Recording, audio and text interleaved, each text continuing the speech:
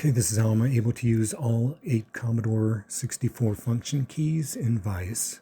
I start Vice C128, and at the ready prompt,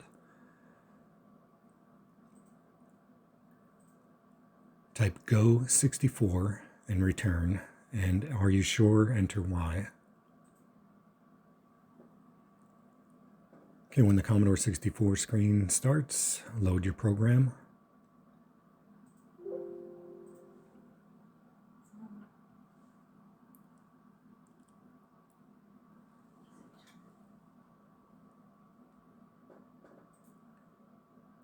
And the function keys on my keyboard will correspond to the Commodore 64 function keys. So I'm going to hit F6 and TRAP'em should load. Okay, F6 worked. All function keys work. That's all there is to it. Thanks for watching.